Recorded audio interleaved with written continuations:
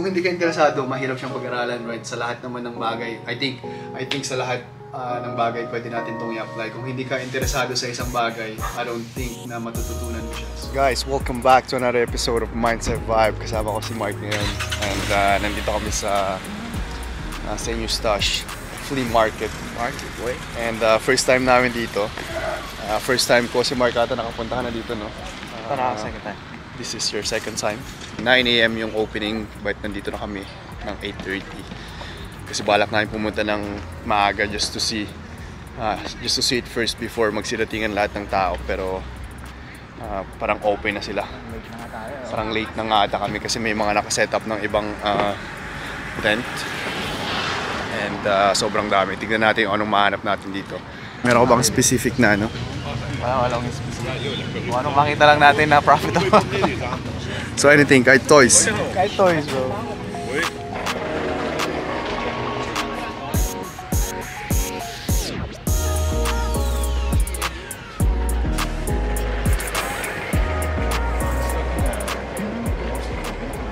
By any chance, you have any old band t-shirts? What?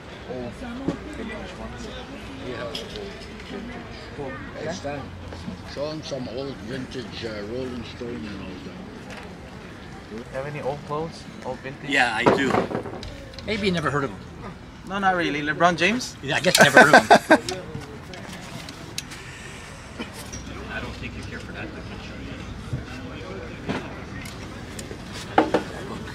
I'm almost there. No problem. Yeah, so meron kaming isang booth dito na inaantay kasi sinabi niya na may mga vintage daw siya, mga Rolling Stones, mga vintage band tees. So inaantay lang namin siyang matapos mag-setup. Tingnan namin kung okay ba tong mga ilalabas niya. But yeah, nandito kami ngayon sa St. Eustache Flea Market.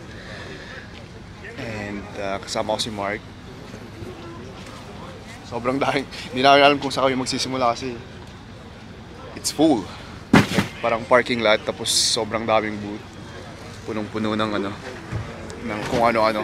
Hindi lang t-shirt, mga old na gamit, mga books, may mga brand new rin silang mga binibenta. Anything that they can sell, really. I-display lang nila and yeah, ikaw na yung bahalang maghanap kung ano yung gusto mong hanapin. So yan yung sinasabi niya? I don't get his point. This one you're talking about? Yeah, No, it's not from the 80s. that's what the internet says. Yeah, it is. You say no, you know. So it's no good for you. 1980s. Thank you. Seems like hindi naman talaga vintage yung binibenta niya. How about the hat there? Philadelphia. Ayun, sa baba. Galing.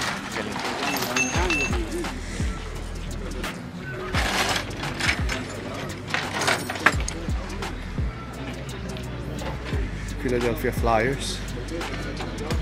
Check it out. Anong tatak niya? Reebok.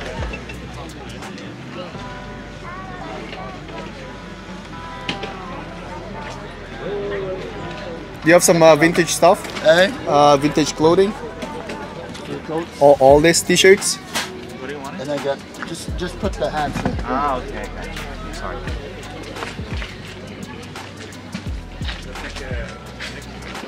Show you a vintage coat. Have any coats?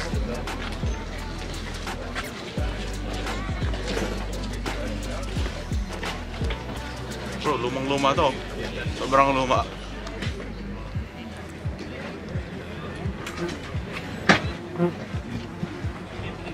Ooh, look at that. That's a vintage. Try this on. Mark, try it on. Let's see. Try it. It's heavy. Take a picture. Come on. Come on. Yeah. That's good. Take a picture. Everywhere.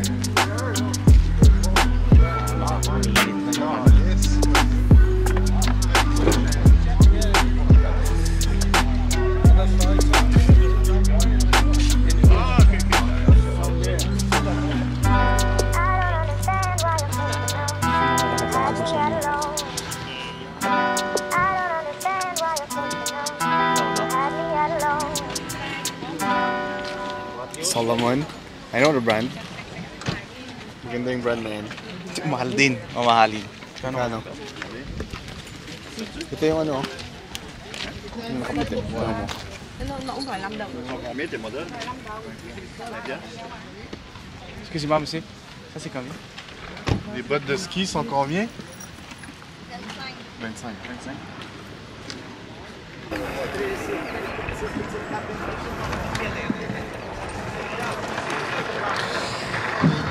So medyo matagal-tagal to. Maghanap tayo kasi hindi namin alam kung saan kami exactly pupuntahan. Hindi rin namin alam kung ano yung expect namin dito. We're just looking around. Ang plan namin ni Mark, bibilisan lang namin muna. Iikutin namin sila. And titignan namin kasi may mga iba pa na hindi nakapag-set up. So balak namin ni Mark, titignan lang namin. I-scan namin yung buong place. Tapos babalikan namin ulit sila mamaya. Pag naka-set up na silang lahat. Buy that paper. Buy that paper. Buy that paper. Buy that paper. Yeah. True man, I'm free. I wake up a new episode. I pop out cleaners, keep me up a level though. She talk to me like I'm not me. I get it though. Yeah. I'm so eclectic, I'm me to the credits roll. Talk down to me, they might have to send medical. I'm out the league, I'm OD, they pathetic though. Look how I move, I'm protected. Shawty so swoon in my presence. The world going through it outside, they unruly, but I keep it cool, they can't press me. I keep it pure with intention. They see what I'm on, ain't no vixen. I might slide through with that top down. I keep it tuned with a high power. Put it on me, I'm blessed. Blessed. Big bag, manifest the sky, no stress. Keep no evil around me, can't ground me. I built it since when I had less. No hex on, God can't pop. Look at how far we progress. Whatever we doing, we keeping it fluid. I don't see a threat. Buy that paper. So na-scan na namin lahat ni Mark. I think naka 3 or even 4 na naikot kami. Pero wala kami nahanap. Yeah, that's thrifting, you know. Hindi always sure na meron kang makukuha kapag nag-thrift ka, but the good thing is that hindi mo rin alam kung anong makukuha mo pag nag-thrift ka. So yun yung parang nagbibigay sa'yo ng parang excitement to go dig, to go thrift. Dami naming pinuntahan, iba't ibang klase kung anong gusto nyong bilhin. I think nandyan lahat, mga used, new, everything. Once you expect, you get disappointed. Pero kapag nandito ka lang, parang sa akin, hobby ko lang naman and I'm just having fun. So kung wala man ako makita, okay. Don't get disappointed. May favorite spot ka ba na pinupuntahan na anong mas gusto mo, Renaissance or Village? Renaissance. Renaissance better? Kapag mga damit, sa akin Renaissance. Yeah. Kapag mga sapatos gano'n, mas marami sa Village.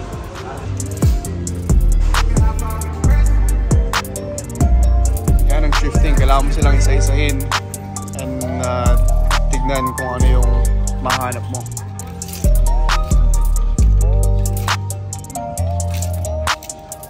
Sometimes you find things, sometimes you don't. It's not always there. Kaya kailangan mo silang isa-isahin. Like, pag naghahanap ka ba, inisa-isa mo rin? Dati. Ngayon? Isa-isa ko. Ngayon medyo pro na tayo. Tinigilan ko lang yung fade niya at saka stitches. Ano ba yung nahanap mo pag nag-thrift ka? Stitches. Single? Katulad sa sleeve niya. Parang inisa, kung mabilisan na, inisa-isa ko agad yan. Sa single. Pero minsan hindi mo sila nakikita. Marami ring mga t-shirt na double stitch ngayon na... Tama ka. Kasi 2023 na tayo, mga 2000, 2001, it's vintage. Right? Tama ka. So, kapag hindi mo siya inisa-isa minsan, may mamimiss ka. But tama rin yung sinasabi mo kasi for sure kung single stitch yung t-shirt, most likely vintage na siya, right? Parang ako, siguro 1,000 na rin yung mga nakikita kong shirts, di ba? Ang dami na, halos ano. So parang yung pakiramdam yung tela na ano mo na rin, you know? You already know. Sa experience na yun. This one medyo makapal pero hindi siya vintage. This one is Nike.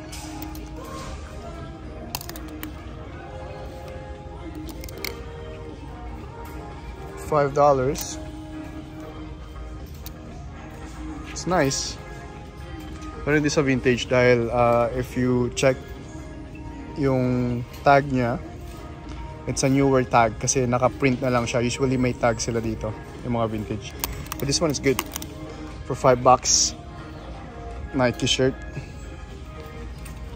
Wala siyang likod. And kailangan mo silang isa-isahin.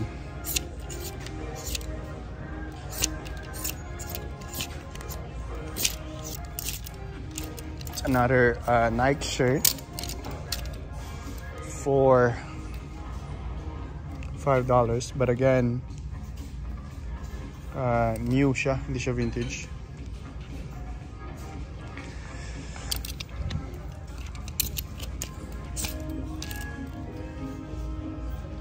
So this one, maganda siya kasi meron siyang tag, but again, hindi siya vintage. So yeah, kailangan mo siyang isa-isahin. You just never know kung may makikita ka. Most of the time, wala ka talagang mahanap. Minsan, may mahanap ka isa. But you never know until you look closely and you look at them one by one. Kaya, it's actually hard din. Mahirap din maghanap ng vintage kasi like this one, kailangan pumunta sa mga thrift shops, flea markets, and hoping na meron kang makikita. I know it's a little bit fast pag naghanap ako kasi kailangan mo siyang hanapin isa-isa and kailangan bilisan mo rin. Kailangan alam mo yung hinahanap mo.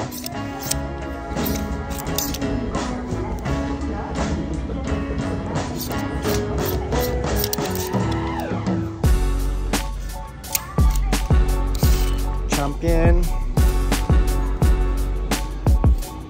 large,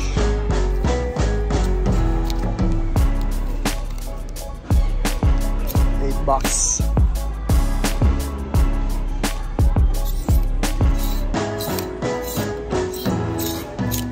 Sa fake, magkaiba ba yung bootleg sa fake or same? Hindi siya mismo yung gumawa, parang hindi yung company na yun yung gumawa ng... Hindi sila license. Parang ganun, hindi sila license. Kunyari, Apple, let's say. Tapos, ako yung company ng Apple, gumawa ko ng mga t-shirts ko ng Apple, whatever. Yun, original, let's say original yun, license yun. Ako lang dapat mag-release. Pero pag ikaw gumawa ka sa sarili mo, bootleg na yun kasi hindi ka naman parte ng company na to or something. Para sa akin, kung fake siya, let's say merong vintage na Goku t-shirt, tapos ginaya ko mismo yung itsura nung vintage na yun, yung actual image and everything, copy and paste lang. But yung bootleg is that, meron ako inspiration na isang, let's say, Goku na t-shirt, pero ginawan ko ng twist, parang iniba ko ng konti. So hindi siya copy and paste. But in a way, I think the same. Kasi hindi nga sila license, so fake pa rin silang dalawa. I don't mind actually yung mga bootlegs. Most of the vintage rap tees, right? Yung mga Snoop Dogg, Biggies, most of them actually hindi sila licensed. Marami talagang vintage bootleg from the 90s. Yung last time lang nakuha ko yung Lord of the Rings and The Grudge. So two of each. Dalawa yung nakuha ko, dalawang Lord of the Rings and dalawang The Grudge. And the week after that, nakuha ko naman yung Celine Dion, vintage 1998 ata or 1999 Celine Dion, single stitch. Hindi ko rin expect na makukuha ko yun kasi wala siya dun sa mga line ng t-shirt eh. Nung hinahanap ko siya, tapos na ako maghanap dun sa mga t-shirt eh. Tapos umikot-ikot lang ako, nandun siya sa mga long sleeves, which is walang t-shirt dun. Nakita ko lang parang, oh, there's something there. Like parang may nakatago dun. Pagtingin ko ng ganyan, yun yung vintage Celine Dion. So yeah, you just never know kung anong mahanap mo sa thrift. Hindi siya everyday nandun. And this one, hindi siya vintage, pero ang ganda pa rin siya. Ganda bro, actually. Ganda na kulay. So, ano pala siya, parang team siya nung 1930s, I think. Pero hindi na sila active ngayon. So, nakuha ko to for, I think, $6 or $5, I think, sa Renaissance. Nakuha ko nung, kahapon ko lang nakuha to, nung Saturday, kahapon. Ako nung nag-umpisa ako, well, of course, nandito sa Renz, tinuturuan niya ako. But, at the end of the day, assignment ko yun sa sarili ko. Nag-search ako sa YouTube, Instagram, Google, minay-memorize ko yung mga tags. Minsan naka-screenshot na sa phone ko, pag nag-ano ako, ito yung mga key points. And then hanggang natututo na rin ako hanggang like... Ano yung mga tags na parang pag pag nakita mo, automatic sasabihin mo na parang vintage to? All sport. Yung all sport, kasi wala na ata yun ngayon, no? I think so. Hanes Beefy, mga ganun. 50-50. So may iba't ibang tags ang Hanes. From 90s to 2000 makikita mo. But all you have to do is go to Google and search and makikita mo na kagad yung mga history ng tag nila. Kasi may konting mga difference. May mga slight differences between those years. So from tag makikita mo kung kailan na-produce yung blanks or yung t-shirt niya. Kung hindi ka interesado, mahirap siyang pag-aralan, right? Sa lahat naman ng bagay. I think sa lahat ng bagay pwede natin itong i-apply. Kung hindi ka interesado sa isang bagay, I don't think na matututunan mo siya. Titignan mo rin yung stitching kasi most of the time yung mga 90s is single stitch, but since nasa 2023 na tayo ngayon, and they said it has to be 20 years and more to be considered vintage. So yung mga 2000, 2001, and even 2003 is considered vintage na sila ngayon. So like yung nahanap ko nga ng mga The Grudge 2004, hindi pa siya vintage but malapit na siya dun sa category na yun. Ano bang strategy mo, kumbaga strategy mo, kasi ako, strategy ko means kadalasan yung price ko is like that, binabang ko ng ganyan or nakikipag-compete ako sa highest but free shipping nagawa ko, or ibabang ko na ako sa highest then free shipping.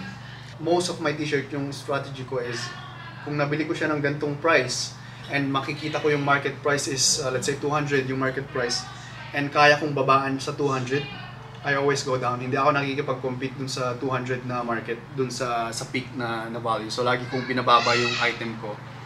Just to make sure na kasi first of all, marami kang competition and yung mga ibang competition mo is bigger than you.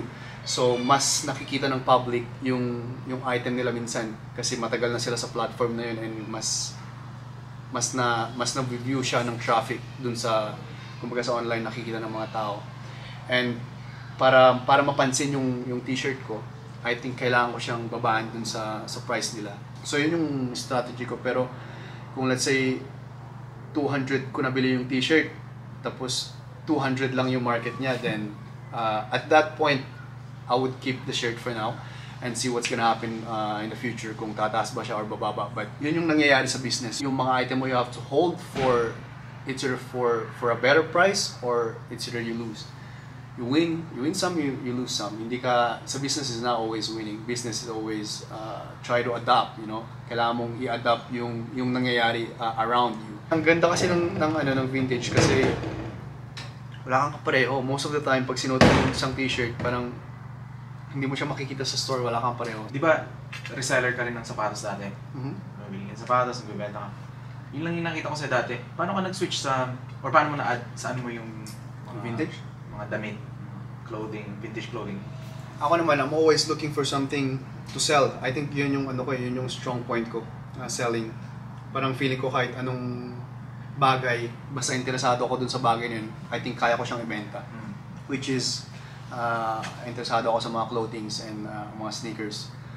So nung nalaman ko yung vintage na yan, parang may market pala sa vintage, I didn't know. And hindi ko alam kung saan nila kinukuha yung mga vintage. So I did my research, I did my time to learn kasi walang nagtuturo sa akin, wala akong mapagtanungan that time, wala akong kaibigan na marunong vintage, there's no one, walang someone to help me. So I have to do the work to learn. Parang ano lang yan, parang pag bumili ka ng bigas, pag alam mong sobrang dami pang stocks tapos medyo mura yung bentahan, alangan namang bumili ka pa alangan na mag-stock ka pa ng mag-stock, right? So you have to see, kailangan mong tignan yung market kung is it time to buy or is it time to sell. So same thing with shoes. You have to do your research kung ano yung shoes na bibilin mo, kasi kung hindi mo alam yung shoes na binibili mo, akala mo kikita ka, at the end of the day baka na-lose mo pa yung time mo na pumila and then hindi mo pa mababawi yung pera mo. So you have to do your research na kailangan alam mo yung shoes na bibilin mo.